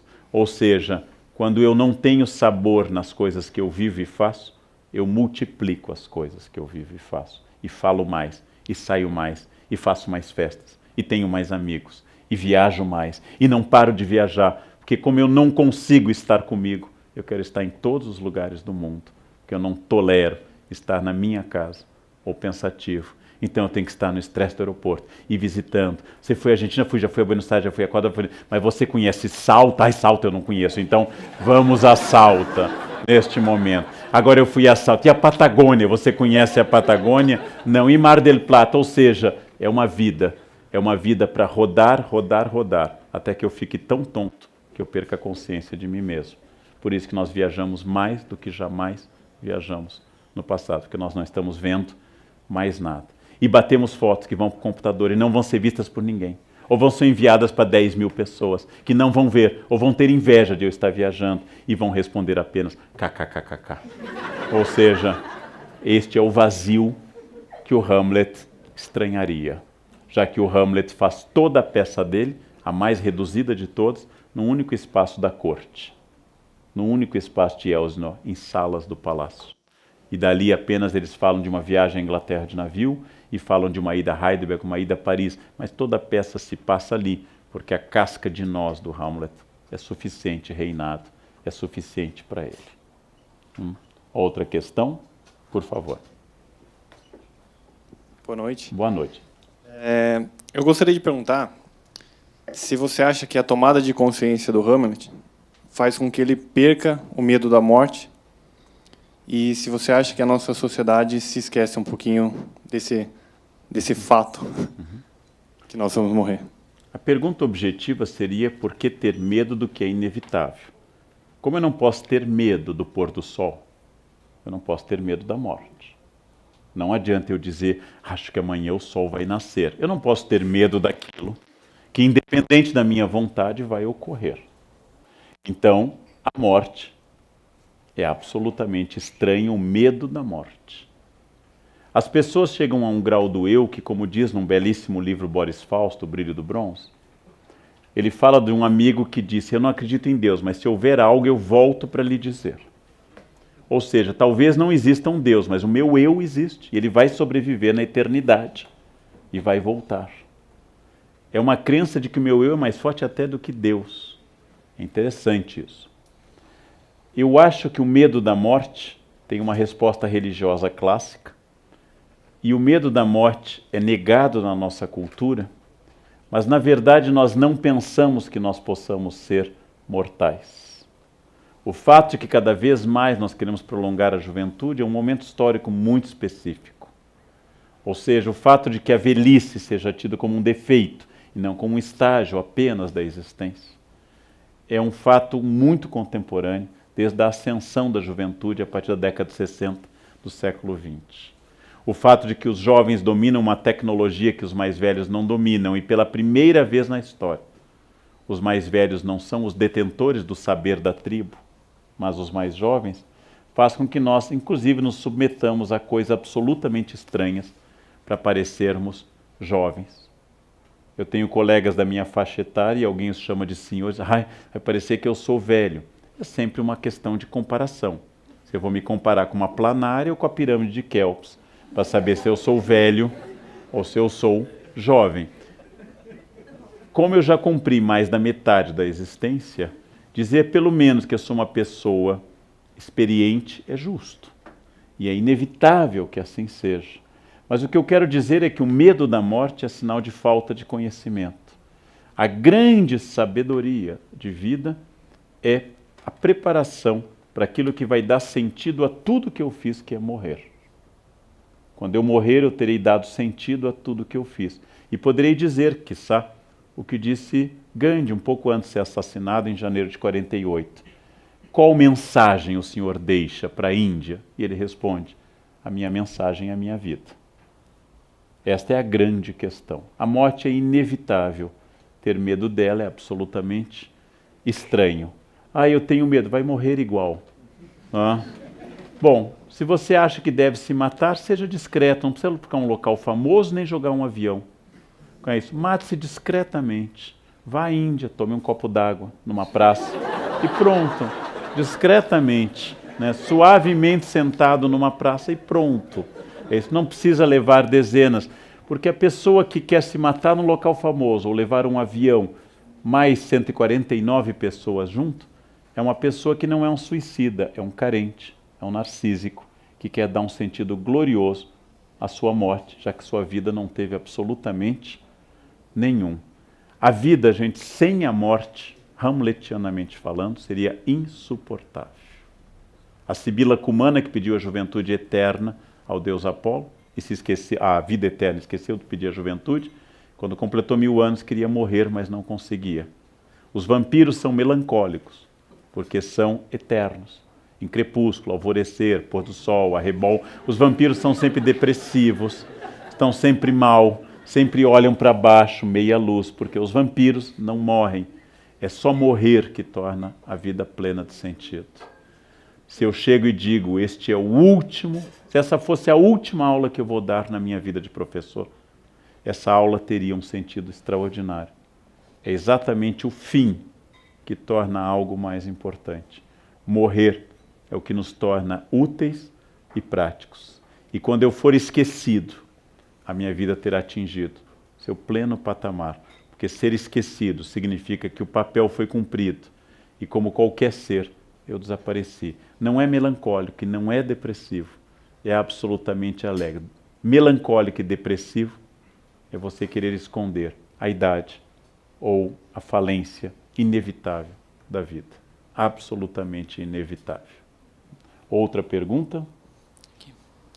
A Fernanda gostaria de saber, na sua opinião, se o fato de Hamlet ser jovem influenciou a intensidade de dilemas que ele vivenciou e as soluções às quais ele chegou. É uma peça também sobre essa transição da juventude e da inocência para um outro estágio, talvez mais consciente a respeito do que o cerca e do que ele pode e quer fazer? É possível que sim, Fernando, porque Hamlet começa a peça com prováveis 23 anos, segundo se calcula pela questão do Yorick, e termina a peça com 30. E essa mudança é dada 23 para 30, é um adulto e um homem de meia idade no século XVI para o XVII. Quando a média de vida não chegava a 35 anos, 23 era bastante. A questão da juventude é uma questão relativa e a ascensão do jovem é muito recente. Haja vista que na época de Hamlet não há, por exemplo, adolescentes. A adolescência é uma invenção posterior.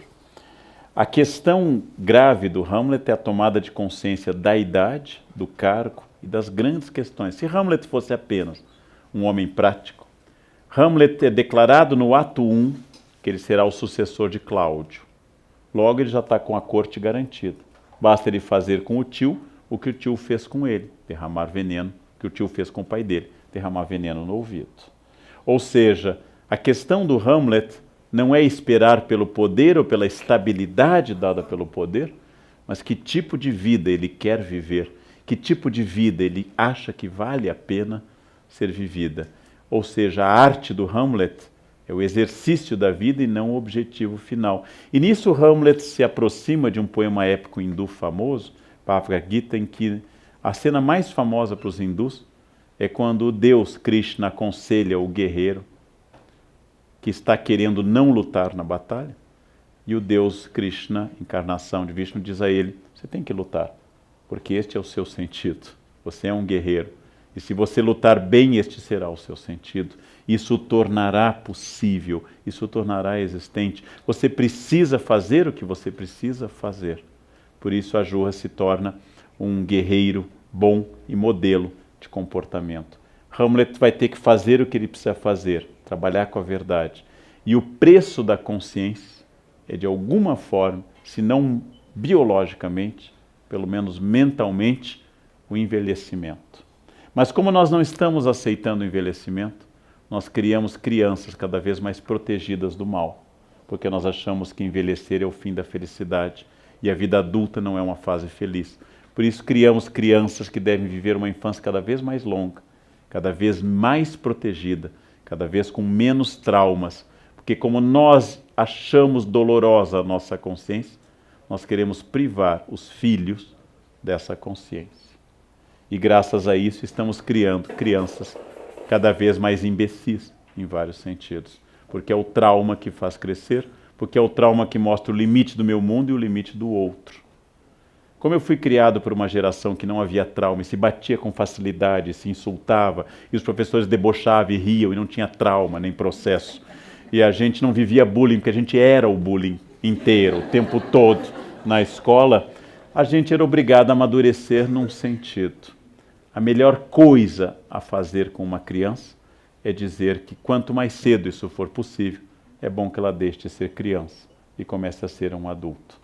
Ou seja, como eu acho isso difícil para mim, eu acabo impedindo que este filho tenha acesso à vida adulta, porque ele é minha chance de imortalidade, como disse Caligares num texto. Já que não há mais Deus, eu vou continuar no meu filho, e eu não posso punir nem bater no meu filho, mas ele pode bater em todo mundo, e ele pode fazer o que quiser, porque o importante é que ele seja feliz, na medida que eu não sou.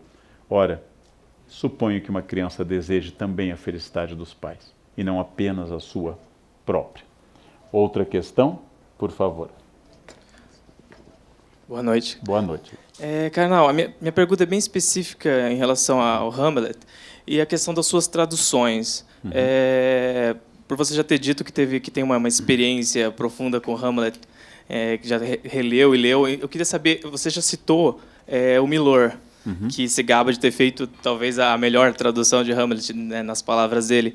E eu li um artigo uma vez dizendo que, em relação à sexualidade em Hamlet, porque há relatos até de que essa obra foi censurada, né, em algumas épocas. Eu queria saber como isso se dá, comparando algumas traduções, e como isso é colocado, até por uma questão de algumas obras quererem retratar e puxar para o português do século XV, essa coisa toda.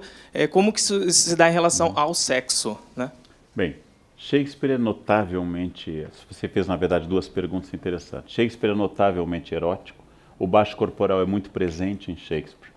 Há uma cena em que o porteiro atende no Macbeth, uma das cenas de maior tensão na peça, porque acabou de ser assassinado o rei da Escócia, e o porteiro atende e faz uma longa explicação sobre os efeitos do álcool sobre a sexualidade. E o porteiro explica que o álcool excita a vontade, mas retira as condições. Ele excita, mas murcha. Ele aumenta, mas faz fracassar. Ele está se referindo, metaforicamente, ao baixo corporal. Há cenas de vulgaridade ímpar em várias peças de Shakespeare, em que o baixo corporal, a tolerância é muito maior do que no século XVIII. Você vai encontrar melhor referência à sexualidade em Shakespeare do que em Racine no XVII, por exemplo. Você fala das traduções, de fato Milor fez uma boa tradução para o teatro. A tradução do Milor é muito boa para quem vai representar.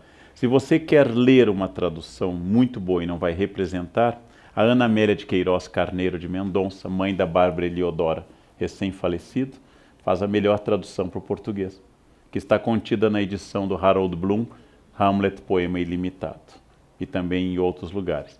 A Bárbara Eliodora traduziu quase todas as peças, menos o Hamlet, porque o Hamlet sua mãe tinha traduzido.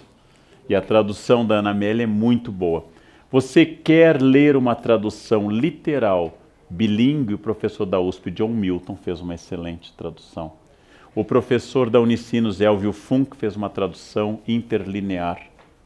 Existem traduções em inglês para o inglês moderno, quando você troca o you por thou e o thou por you, já que no século XVI você é thou e vós é you. Então essa troca ocorreu depois. Você pode, se você preferir, ver um filme como o do Kenneth Branagh, em que o filme é toda a peça, e assistir o filme equivale a ler a peça. A peça completa do Hamlet leva até 5 horas para ser encenada. Por isso que o próprio Shakespeare cortava a peça, para torná-la possível para o teatro. A única pessoa que aumentou esse tempo foi no Teatro Oficina o Zé Celso, que fez um Hamlet ainda maior. O Zé Celso conseguiu aumentar o texto do Hamlet, mas geralmente ele é cortado. Mas naturalmente a tradução às vezes é tão misteriosa, só para lhe dar um exemplo, há 80 anos a primeira grande tradução para o português introduziu uma palavra na peça. Introduziu a palavra vã, quando Hamlet diz: há mais mistérios entre o céu e a terra do que possa imaginar vossa ou sua filosofia. Mas o tradutor introduziu vã. Ficou tão boa essa palavra que quase todos os outros tradutores, inclusive os modernos, mantiveram o vã que não está no original. Fica bonito, vossa vã filosofia. E as pessoas passam a citar uma frase que não é shakespeariana, já que a palavra vain não é muito usada por Shakespeare. O que significa isso? Tradução é datável, tradução tem, vou usar um termo técnico, ela tem entropia, ela perde o sentido original. Tradução tem que ser refeita de tempos em tempos. A melhor coisa a fazer é pegar uma edição bilíngue, como a do John Milton, do Elvio Funk, e começar a comparar linha a linha. E para entender a sutileza do texto. Só para lhe dar um exemplo, podíamos passar a noite aqui. Não se assustem, não passaremos. No último diálogo de Hamlet com Ofélia, em que Polônio a empurra para testar a insanidade dele, ele diz a ela: go to a nunnery, vá para um convento. Só que nunnery, nun, freira, é também no século XVI para o XVII protestante sinônimo de prostíbulo, já que para os protestantes os conventos eram também, criticamente, prostíbulos. Ele está fazendo esse jogo de palavras. Ele faz esse jogo de palavras quando Ofélia pega as flores e começa a entregar a Cláudio. Porque ele vai fazendo jogos de palavras com as flores em inglês. As flores que significam cada uma coisa.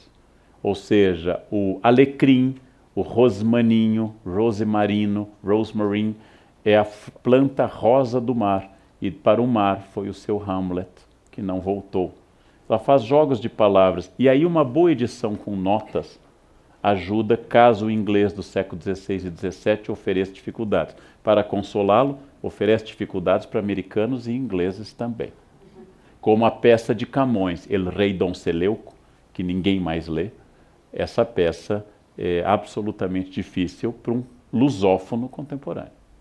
Uma peça de Sá de Miranda, uma peça mesmo de Gil Vicente, ela é quase impossível para uma pessoa contemporânea, mesmo que ela seja lusófona e aquela peça seja em português. Um poema de Paes Soares de Taveirós é inacessível a nós, ou seja, é preciso lembrar que a língua é histórica. Então eu recomendaria, você quer representar Milor, você quer ler Ana Amélia de Queiroz, você quer comparar, cotejar a tradução, neste caso as edições bilíngues, você quer ver, porque Hamlet é uma peça, não é uma obra de romance para ser lido como o Quixote de 1605, ou Madame Bovary. Hamlet é uma peça. Logo, convém ver um filme ou vê-lo encenado. Eu adoro ver as encenações. Elas são muito variadas. E tive a experiência em Avignon há muitos anos, no Festival de Teatro de Avignon, de ver Hamlet em cambojano. Eu não entendi absolutamente nada. Fiquei feliz ao ver que as pessoas na plateia também não estavam entendendo absolutamente nada. Porém, como eu conheço bem a peça, eu vi como um grupo cambojano encenava o Hamlet. Ou como os japoneses encenam, por exemplo, Kurosawa fez Ran e fez também Trono Manchado de Sangue, como ele encena a peça como Macbeth ou Rei Lear, como ele traduz para o cinema japonês essas peças. Resultado, é uma obra, usando a expressão do Humberto Eco, aberta. E a tradução é uma obra aberta. O problema das traduções que circulam na internet é que elas são as traduções feitas há 70 anos que não têm mais direitos autorais. São essas que circulam na internet. E aí o Hamlet fica pesado, difícil e chato de ler, porque as pessoas usam português parnasiano para traduzi-lo. Aí ela fica tão chato como um poema de Bilac, né? Com certa injustiça que Bilac tem alguma coisa boa que eu ainda vou descobrir. Mas existe uma questão da idade da tradução, que é muito importante. Traduzir é uma arte, e a entropia, a perda do sentido natural, é muito importante. Não é fácil entender Hamlet ou Shakespeare na Inglaterra contemporânea. Eu já assisti Shakespeare na Inglaterra com a Companhia Real Shakespeariana. Não é fácil entender. Eu entendo porque li as peças. Se eu não tivesse lido, eu não entenderia. Eu não entenderia. Agora, se você quer ouvir a melhor dicção de todos os tempos para o Hamlet, Laurence Olivier. Este homem é uma aula de dicção. O filme de 48 ganhou o Oscar de melhor filme estrangeiro. É uma aula de dicção. Teatral ainda. O filme não é um bom filme, é uma boa peça filmada, mas é brilhante a dicção. Né? Comparado com o inglês contemporâneo, é genial. Bom, não temos mais perguntas, a não ser que alguém queira. Tem mais alguém que gostaria de fazer uma última pergunta? Tem? Acho que temos ali, Tem então aqui, vamos pronto. à última Vamos pergunta. à última, perfeito. Boa noite. Boa noite. Eu queria saber como é que era Shakespeare na época dele. Ele era uma pessoa popular? Todo mundo assistia a peça dele?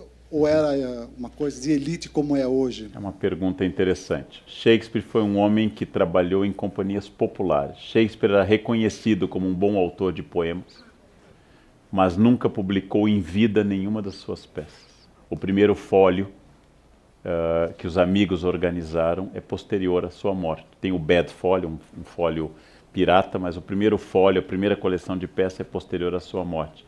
Shakespeare foi um homem conhecido como diretor de peças, como ator e como empresário do mundo teatral. Quando ele morreu, morreu em quase completa obscuridade. Sua única neta faleceu ainda no século XVII e a família de Shakespeare se encerrou. Não há nenhum descendente vivo de William Shakespeare. Ele teve 3 filhos, um filho chamado Hamnet, morreu, eram gêmeos, o Hamnet e a irmã, e sua outra filha teve um filho, e essa neta que morreu no fim do 17 encerrou a genealogia de Shakespeare. Shakespeare deixou para sua esposa a 2ª melhor cama. É muito curioso, está no testamento dele. Deixou a sua esposa a 2ª melhor cama. É uma expressão do século 17. A primeira é a de hóspedes, a segunda é a do casal. Então ele deixou para a esposa a cama do casal. Bonito, romântico, né? Deixou a cama para a esposa. Shakespeare encerrou a sua existência quase totalmente obscuro. Eu não cheguei a desenvolver o que foi perguntado antes. Shakespeare, como todos os autores, foi proibido durante o período puritano, já que durante a Revolução Puritana os teatros todos foram fechados, os bares e os prostíbulos. Todos. Terminada a Revolução Puritana, reino de Carlos II, 1660 em diante, Shakespeare volta a ser encenado fracamente. E no século XVIII, Shakespeare é atacado de todo lado. Voltaire diz que ele é cheio de ideias, mas é vulgar. Goethe acha que ele é engenhoso, mas é difícil. É um homem datado. E apenas os alemães românticos começam a traduzir Shakespeare para o alemão no fim do século XVIII. E os alemães começam a descobrir, no meio do movimento, Sturm und Drang, Tempestade em Ímpeto, que Shakespeare era maravilhoso. E o resultado, os alemães começam a ensinar Shakespeare. E os ingleses vitorianos começam a usar Shakespeare. E apenas no período da Rainha Vitória, 1837 1901, Shakespeare se torna o poeta nacional inglês.